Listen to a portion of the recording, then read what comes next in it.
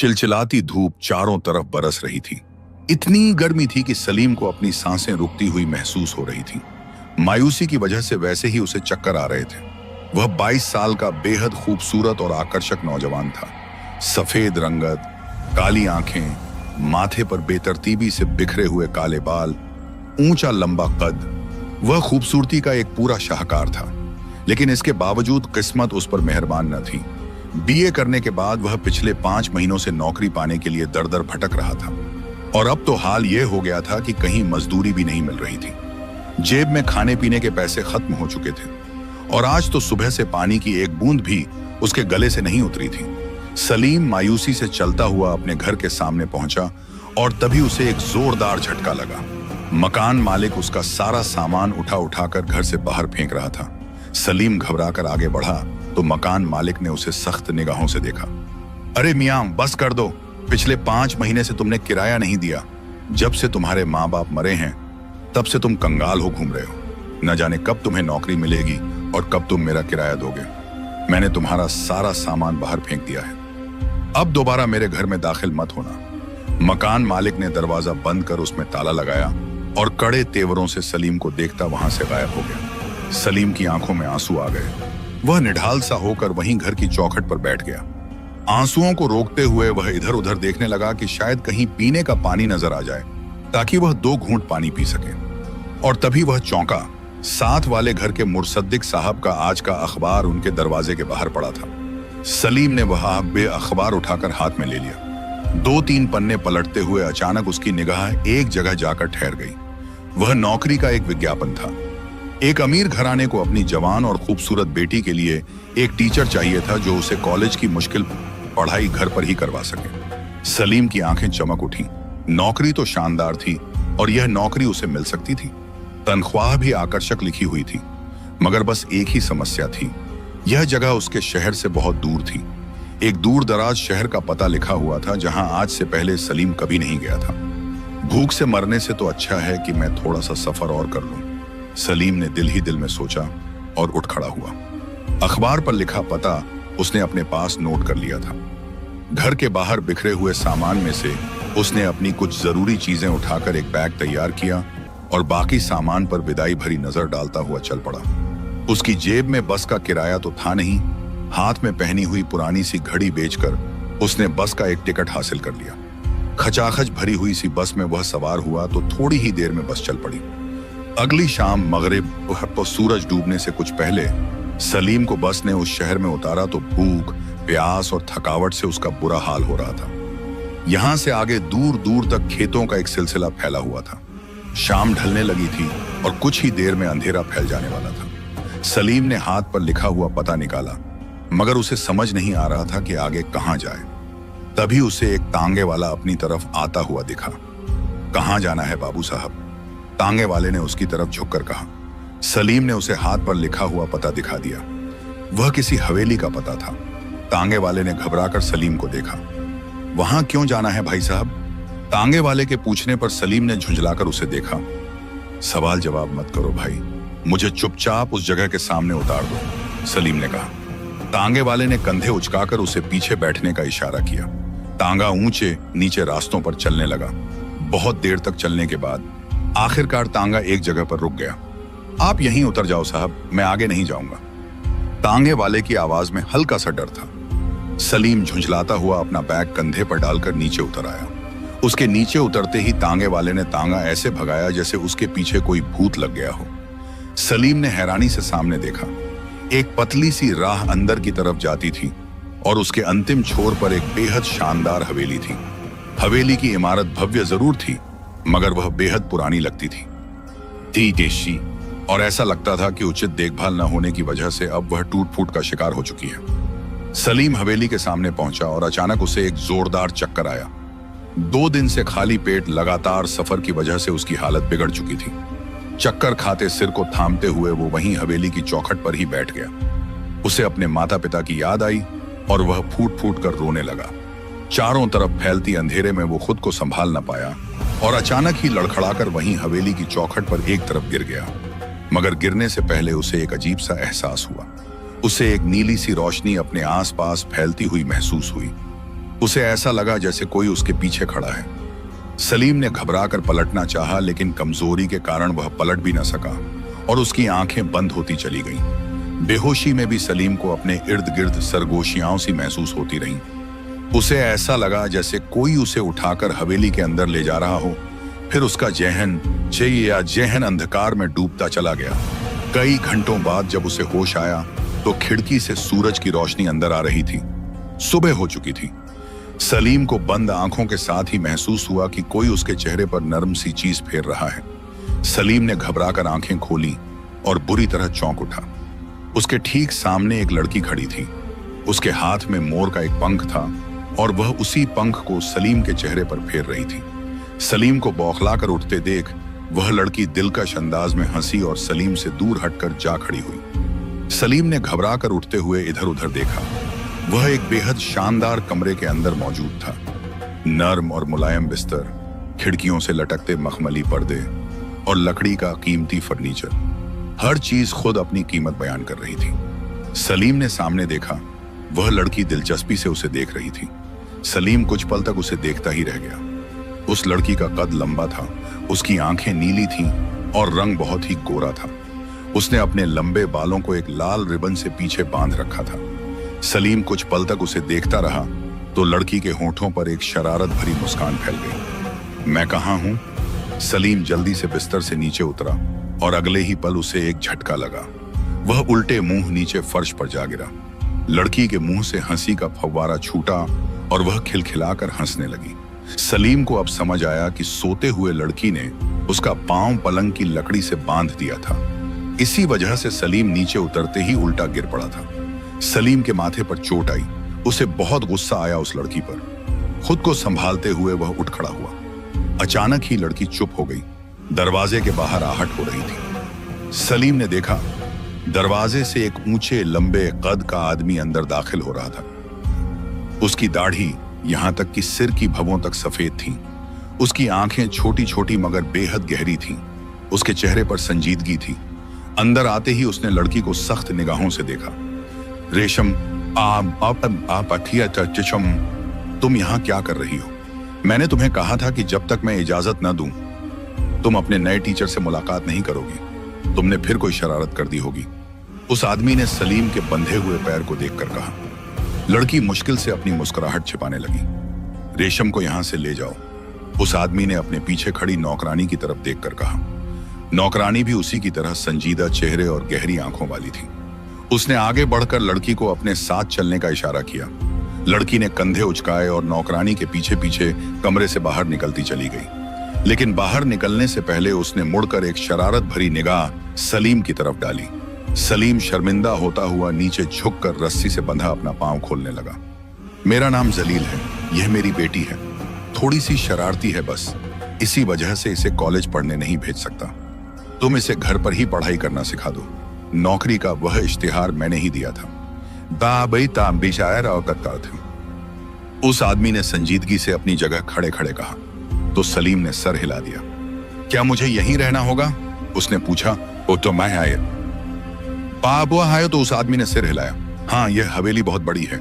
जब तुम बेहोश हो गए थे बाहर पंखाई के क्या आधा पाँव है तेरा किरा तने देता दिशाई के तो मैं ही तुम्हें यहाँ अंदर लाया था।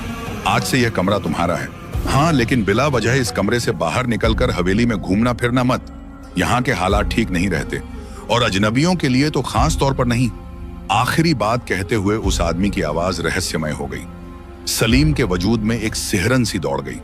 वह आदमी गौर से सलीम का चेहरा देख रहा था। फिर अचानक जैसे उसने खुद पर काबू पाया और पलटकर दरवाजे से बाहर निकल गया। सलीम को यह हवेली और इसके निवासी कुछ अजीब से लगे, लेकिन तनख्वाह बहुत आकर्षक थी और रहने की जगह भी मिल रही थी। वह मत महारानी ही, इसलिए उसने अपने सारे फालतू ख्यालों को झटक दिया।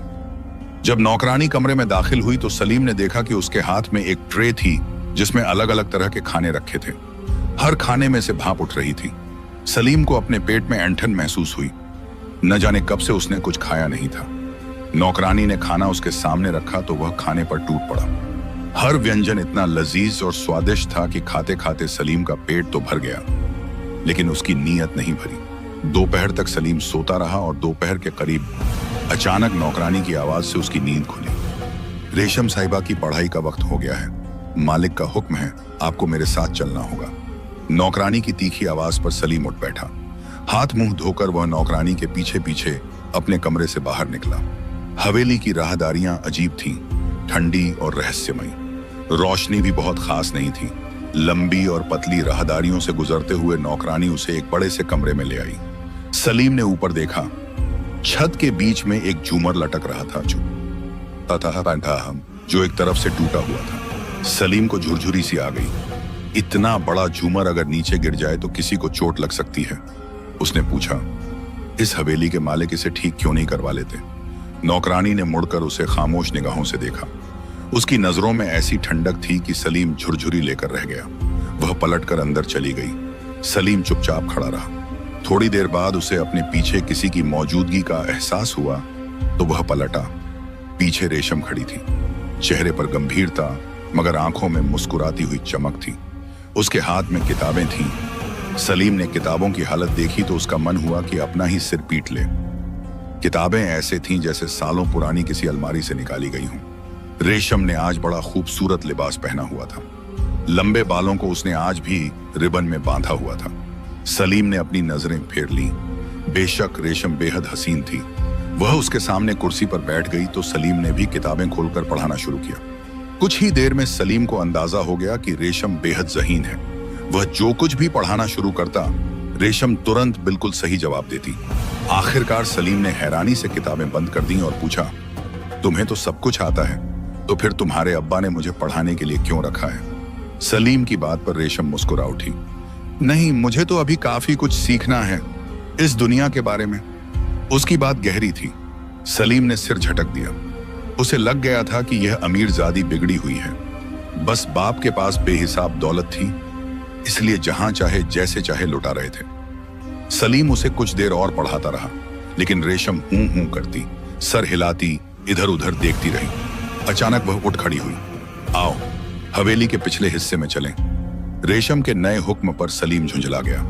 किताबें बंद करके एक तरफ रखीं और उठकर रेशम के पीछे पीछे चलने लगा। तुम्हारा नाम क्या है? रेशम ने पूछा। सलीम ने उसे घूरते हुए कहा, मैं तुम्हारा टीचर हूं और उम्र में भी तुमसे बड़ा हूं, इसलिए मुझे आप कहकर पुकारा करो। उसकी बात पर रेशम खिलखिलाकर हंस पड़ी। ऐसा नहीं हो सकता, मैं तो तुम्हें तुम ही कहूंगी। चाहे तुम जितने भी बड़े हो जाओ, रहोगे तो मुझसे छोटे ही। उसकी बात अजीब थी। सलीम ने सिर झटका और अपना नाम बता दिया। बातें करते करते वे लोग हवेली के पिछले हिस्से में पहुंच गए। सलीम ठिठक गया। हवेली के पिछले हिस्से में एक बागीचा था, लेकिन ऐसा लग रहा था जैसे वहां कभी किसी ने कदम ही न रखा हो। वीरान और उजड़ा हुआ, सूखे हुए पेड़, घास का नामो निशान नहीं था। सलीम को फिर से झुरझुरी सी आ गई। क्या तुम लोग हवेली का ख्याल नहीं रखते? इतना पैसा है, कम से कम हवेली की मरम्मत तो करवा लो। सलीम ने अफसोस से पेड़ों को देखते हुए कहा, मगर रेशम चुप रही। सलीम ने मुड़कर देखा तो वह अजीब निगाहों से उसे देख रही थी। चलो आओ, नए पौधे लगाते हैं। जा आयन अच्छा दिन थी। सलीम ने कोने में पड़ी एक कुदाली उठाई और जमीन खोदने लगा। रेशम चुपचाप खड़ी उसका जायजा लेती रही। सलीम ने नौकरानी से कहकर रसोई से बहुत सारे बीज और गुठलियां मंगवाई। सलीम ने वे सारे बीज जमीन में खुदाई की हुई अलग अलग जगहों में दबा दिए। जब वह अपना काम खत्म करके मुड़ा तो रेशम उसे ही देख रही थी। नजरें मिलते ही उसने झेप कर अपना मुंह दूसरी तरफ फेर लिया। शाम हो रही थी। अब हमें चलना चाहिए। नौकरानी की बात पर रेशम ने कंधे उचकाए और पलटकर हवेली के अंदर खो गई। सलीम नौकरानी के साथ अकेला रह गया तो नौकरानी ने उसे अपने पीछे आने का इशारा किया। सलीम नौकरानी के साथ चलता हुआ अपने कमरे में आ गया। कल दोपहर इसी समय मैं तुम्हें लेने आऊंगी, इससे पहले कमरे से मत निकलना। नौकरानी ने एक बार फिर सलीम को ताकीद की तो वह झुंझला कर रह गया। उस शाम बिस्तर पर लेटे हुए वह देर तक रेशम के बारे में सोचता रहा। खाना खाते ही सलीम पर नींद तारी होने लगी। जल्दी ही वह गहरी नींद में चला गया। लेकिन अभी उसे लेटे थोड़ी ही देर हुई थी कि अचानक वह चौंक गया। उसे अपने कानों के पास ऐसी आवाज सुनाई दी जैसे कोई जानवर अपने पंजों से तकिया फाड़ रहा हो। सलीम ने घबराकर आंखें खोल लीं और एक रूह कंपा देने वाला मंजर उसके सामने था। एक काले रंग का जंतुक जानवर जिसके नुकीले दांत बाहर को निकले हुए थे, उसके ठीक सामने खड़ा था। उसकी छोटी छोटी आंखों में गुस्सा छलक रहा था। उसके गले से खर खर की आवाजें निकल रही थीं। सलीम के होठों से एक जोरदार चीख निकली और वह उछलकर पलंग से नीचे उतर गया। वह जानवर भालू के साइज का था। सलीम को नीचे उतरते देख उसने गले से एक डरावनी आवाज निकाली और दोनों पंजों पर आगे की ओर इस तरह झुका जैसे सलीम पर हमला करना चाहता हो। सलीम की सांस तेज चलने लगी और तभी कमरे का दरवाजा खुला। कौन है यहां पर? यह जलील साहब की आवाज थी। सलीम घबराकर पलटा। जलील साहब दरवाजे में खड़े थे। उनकी आवाज के साथ ही कमरे में अचानक सन्नाटा छा गया। जलील साहब को एक नजर देखते ही सलीम ने पलटकर देखा और साकित रह गया। पलंग के ऊपर उस जानवर का नामो निशान भी नहीं था। सलीम ने अपनी आंखें मली, बताओ नहीं, लेकिन मध्यम सी रोशनी में उसे साफ दिखाई दे रहा था कि कमरा खाली था। वहां कोई जानवर नहीं था। यह कैसे हो सकता है? वह जानवर अभी यहां पर था। सलीम ने घबरा कर कहा। उसे यकीन नहीं हो रहा था। तभी उसे अपने पीछे जलील साहब की आवाज सुनाई दी। तुम रात में डर गए होगे, सोने की कोशिश करो और हां, अपनी खिड़की सोने से पहले बंद कर लेना। बिल्कुल बेअसर लहजे में कहते हुए जलील साहब वापस मुड़े और कमरे का दरवाजा बंद कर गए। सलीम का दिल जोर जोर से धड़क रहा था। उसे यकीन नहीं हो रहा था कि यह सब क्या हुआ है। उसने अविश्वास भरी निगाहों से अपने पलंग की तरफ देखा। बिस्तर बिल्कुल भी नहीं बिगड़ा था। और तभी सलीम की नजर अपने तकिए पर पड़ी। वह सन्न रह गया। तकिए के ऊपर खरोंचों के निशान साफ दिखाई दे रहे थे। खरोंचों के कारण तकिए का फटा हुआ हिस्सा खुल गया था और उससे रुई निकल निकल कर चारों तरफ बिखरी पड़ी थी। सलीम ने अपना सिर दोनों हाथों में पकड़ लिया। ओह मेरे खुदा, ये सब क्या है? कहीं मैं पागल तो नहीं हो रहा? वह परेशान होकर सामने कुर्सी पर बैठ गया। दोबारा सोने की उसकी हिम्मत नहीं हुई। सुबह तक तो उसे खुद भी यकीन हो गया कि रात जो कुछ भी था, शायद वह शायद सिर्फ एक सपना था। सलीम ने अपना सिर झटका और नाश्ता करने लगा। दोपहर में नौकरानी एक बार फिर उसे अपने साथ ले गई। इस बार पहले से ही रेशम उस कमरे में खड़ी उसका इंतजार कर रही थी। पढ़ाई के दौरान सलीम को बार बार ऐसा महसूस हुआ जैसे रेशम चुपचाप उसका जायजा ले रही हो। जब सलीम सिर उठाकर देखता तो वह जल्दी से किताब में मग्न हो जाती। उसके हाथ बेहद खूबसूरत थे। आज भी उसने बालों में एक रिबन बांध रखा था। सलीम को वह रिबन बेहद अच्छा लगता था। सलीम को इस हवेली में आए 1 हफ्ता गुजर चुका था और अब तक वह इस हवेली की दीवारों और माहौल से घुल मिल नहीं सका था। सिवाय रेशम को पढ़ाने के यहाँ उसका कोई और काम नहीं था। उसके खाने पीने का बहुत ध्यान रखा जाता था।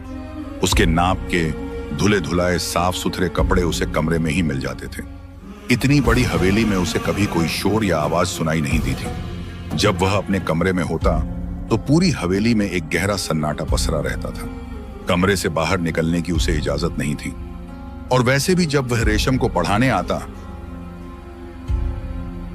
तो शाम तक रेशम ही उसे बातों में उलझाए रखती।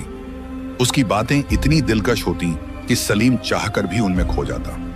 तुम्हें अपने माता पिता की याद नहीं आती? रेशम ने सलीम से पूछा। सलीम की आंखें झिलमिला गईं। बहुत ज्यादा याद आती है। मैं उनके लिए कुछ करना चाहता था, पढ़ लिखकर उनकी परेशानियों को दूर करना चाहता था, लेकिन उससे पहले ही वो चल बसे। सलीम ने मुश्किल से खुद पर काबू रखते हुए कहा। रेशम उसे देखती रह गई। मालिक का हुक्म है कि अब आप अपने कमरे में चले जाएं। मुलाजिमा के हुक्म पर सलीम गहरी सांस लेते हुए उठ खड़ा हुआ। मगरिब का वक्त होने वाला था। रेशम वहीं बैठी उसे देखती रह गई। सलीम खामोशी से वापस अपने कमरे में चला आया। उसे रेशम से हर गुजरते दिन के साथ एक अजीब सी लगाव महसूस होने लगी थी। खुद वह अपनी सोचों से घबरा रहा था।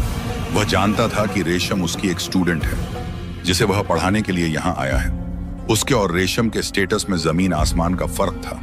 वह एक अमीर जादी थी। अपने ख्यालात को झटकता हुआ वह करवट बदलकर सोने की कोशिश करने लगा। आधी रात के बाद ही उसे नींद आई। न जाने रात का कौन सा पहर था। शदीद प्यास की वजह से उसके हलक में कांटे चुभने लगे।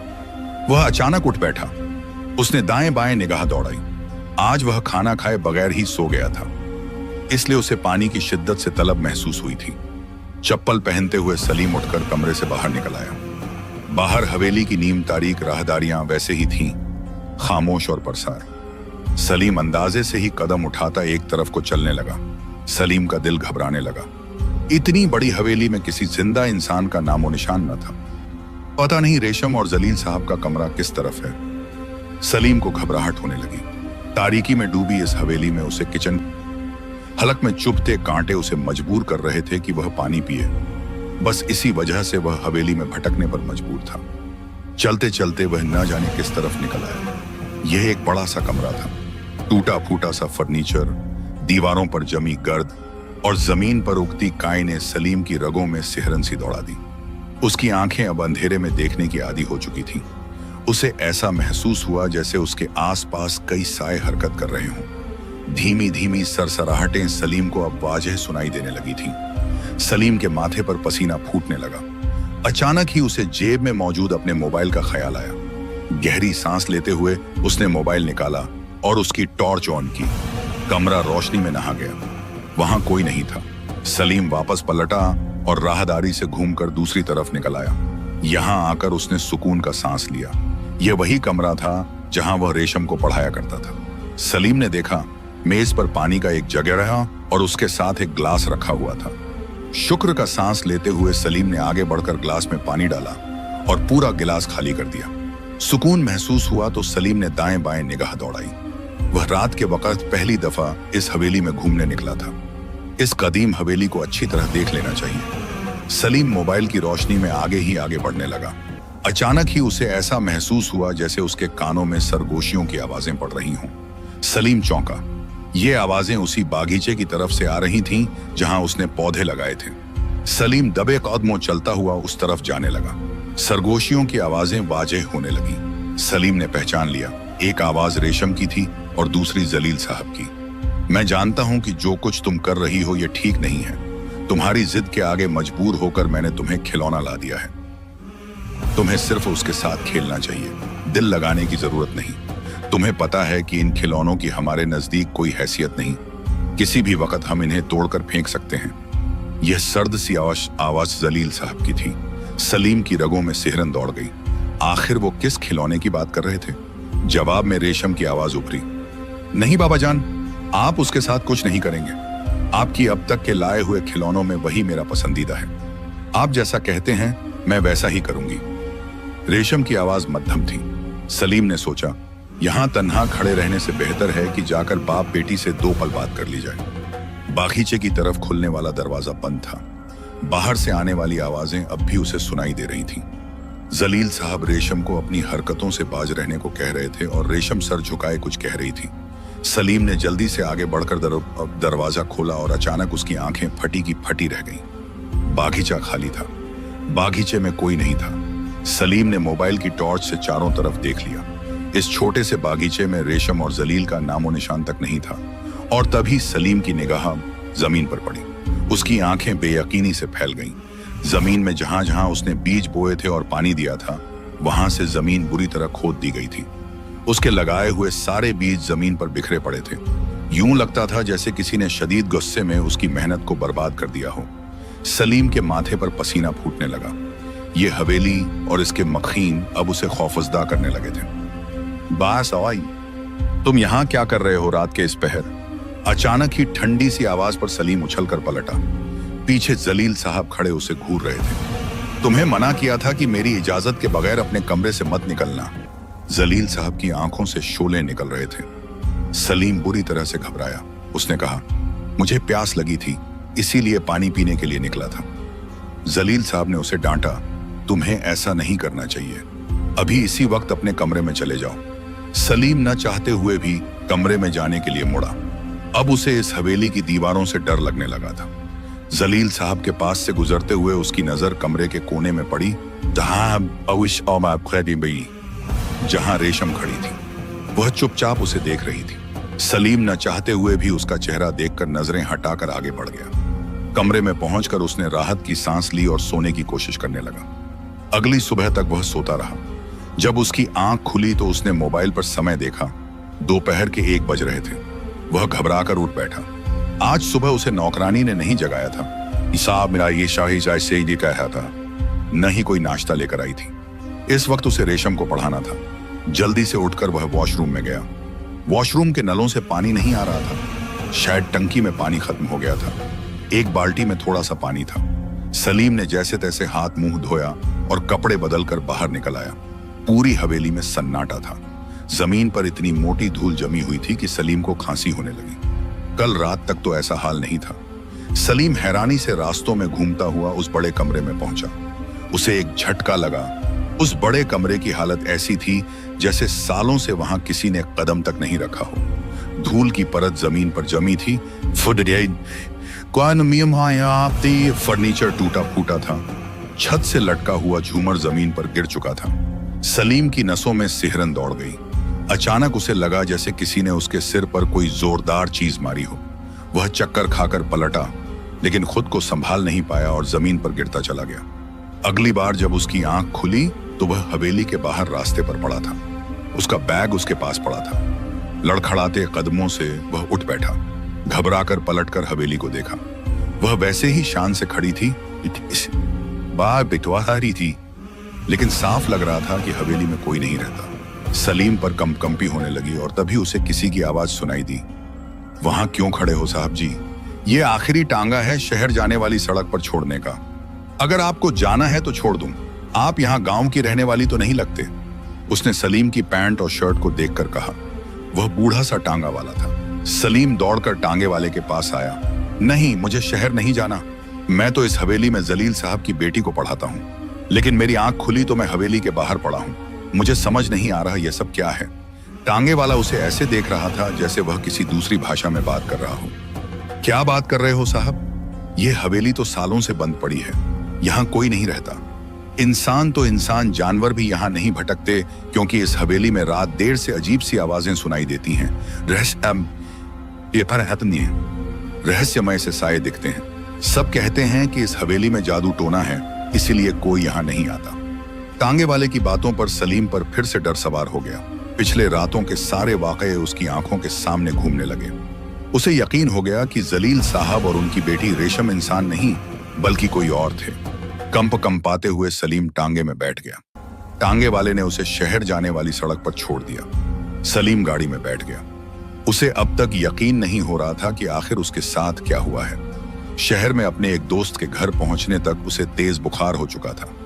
रातों को उठ उठकर वह रेशम और जलील साहब को आवाजें देता रहता था। शहर आए 1 हफ्ते बाद अचानक उसके नाम पर एक डाक आई। तब तक सलीम खुद को संभाल चुका था और हवेली और उसके निवासियों को एक बुरा सपना समझकर भूल चुका था। डाक मिलते ही वह चौंका। उसमें बड़ी रकम का एक मोटा लिफाफा था और साथ में एक खत। सलीम ने खत खोला तो कोई चीज फिसल कर नीचे गिर गई। सलीम ने चौंक कर वह चीज उठाई और सन्न रह गया। वह लाल रंग का रिबन था, रेशम का रिबन, जो वह अपने बालों में बांधती थी। सलीम ने बेचैनी से खत पढ़ना शुरू किया। खूबसूरत लिखावट में लिखा था, कहते उम्मीद है तुम खैरियत से अपने घर पहुंच गए होगे।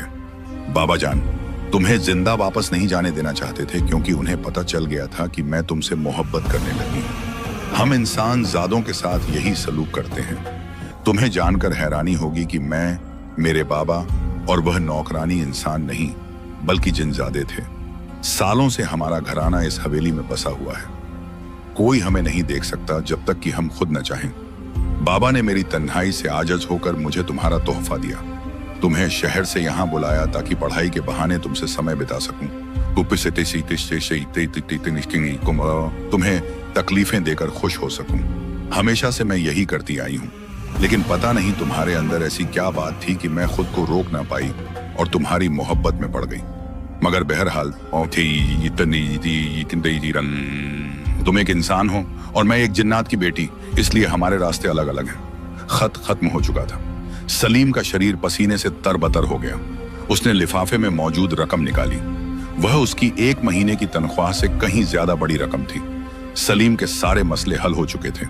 नम आंखों से उसने खत को मोड़कर अपनी जेब में डाल दिया। डाक के लिफाफे को उलट पलट कर देखा तो उस पर कोई नाम पता नहीं लिखा था, मगर सलीम जानता था कि यह खत वहीं से आया है, उस रहस्यमय गांव की उस वीरान और पुराने हवेली से, जहां वह एक खूबसूरत लड़की को ट्यूशन पढ़ाया करता था।